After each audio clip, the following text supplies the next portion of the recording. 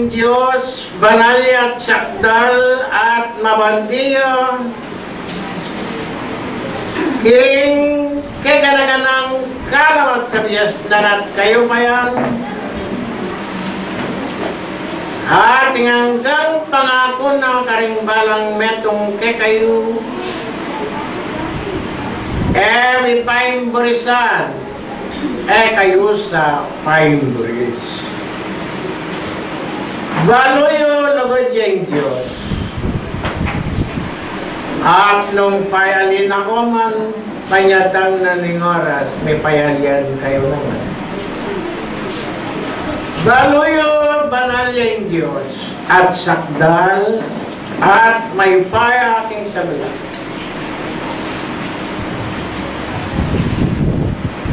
At ilalayo kayang kabyas ng awalyaring abandi na karing balang metong ketayo. Magsalita yung Ebanghelyo. Ding binina ng Diyos, alalang kamatayan.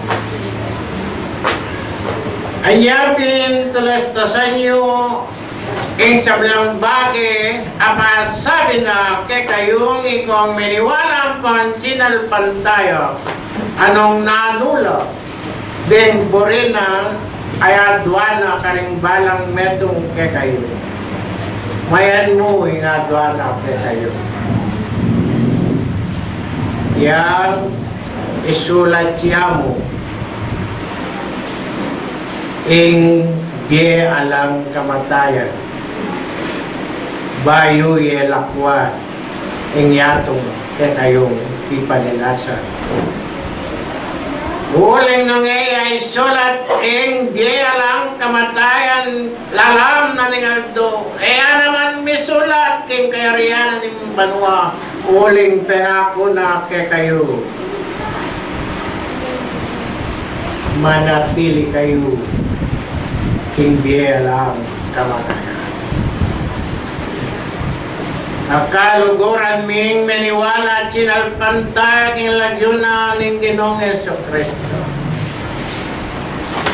Ordan ding pebanjana ning Diyos sa bandino ning balang metong kay kayo babayan pon lalaki matuwayan pon kaya nakas. Ako magpulangan. Sasabihan ng Ebanghelyo. Ako pumaw. Uli. Atine kay kayo. Abanti yun yung kabyas na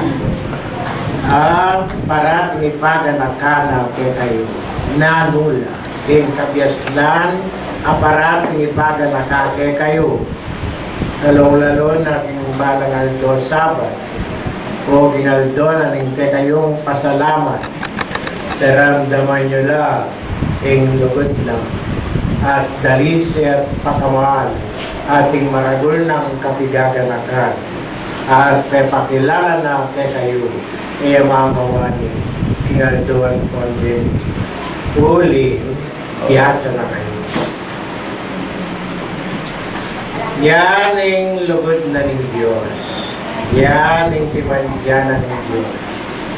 Anyapin ko mga wani ng Diyos, uling ng mga wani ko ng Diyos, ala na kong harapan. Kamalyaring king katutuan lerawan na karing balang metong kay kayo. Kapot nung kayabe matupadyasay makasulat kay kayo ng Diyos sa alaya.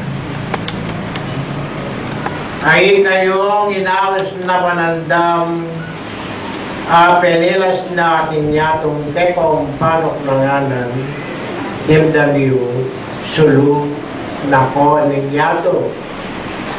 At nung sulu na ko ng yato ay ko ay malyari kunyelunas ng panulo ng yatong tagibaw.